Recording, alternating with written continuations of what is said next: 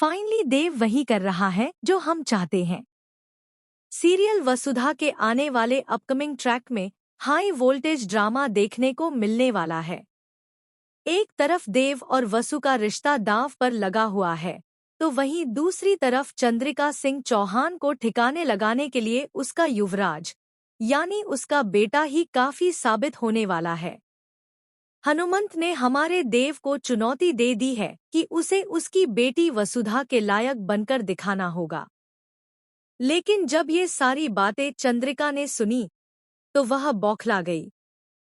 अब हालात ऐसे हैं कि वह चाहकर भी कुछ नहीं कर पा रही है। उसके हाथ में अब कुछ भी नहीं बचा है। देव ने फैसला कर लिया है कि वह अगले ही दिन से अपनी नई शुरुआत करेगा। रात को वह नीचे जमीन पर सोता है और अपनी मासा से कहता है, मेरी पत्नी जमीन पर सोती है तो मैं भी जमीन पर ही सोऊंगा। अगली सुबह नाश्ते के समय फिर एक बड़ा बदलाव देखने को मिलता है। देव नीचे बैठकर नाश्ता करता है और खुद अपने लिए पोहे बनाता है। दरअसल वह वसुधा से पूछता है कि उसने नाश्ते में क्या खाया। वसुधा बताती है कि वह पोहे खाकर आई है।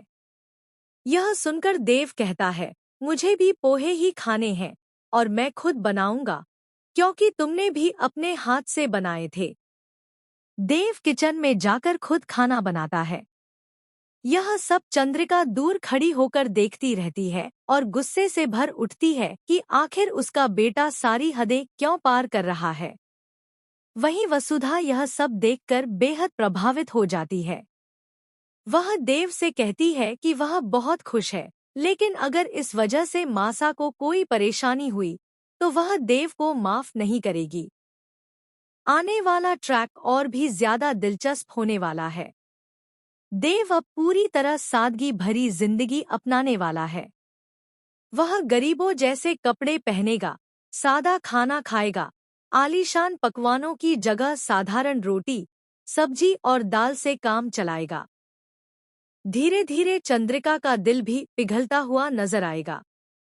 जब वह अपने बेटे को इस तरह संघर्ष करते देखेगी तो उसे एहसास होगा कि शायद उसे पहले ही वसुधा को स्वीकार कर लेना चाहिए था।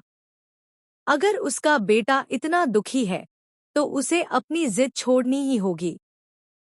प्रभात भी चंद्रिका को समझाता है कि अगर उसने अपनी जिद नहीं छोड़ी तो उसका बेटा हमेशा के लिए उससे दूर हो सकता है।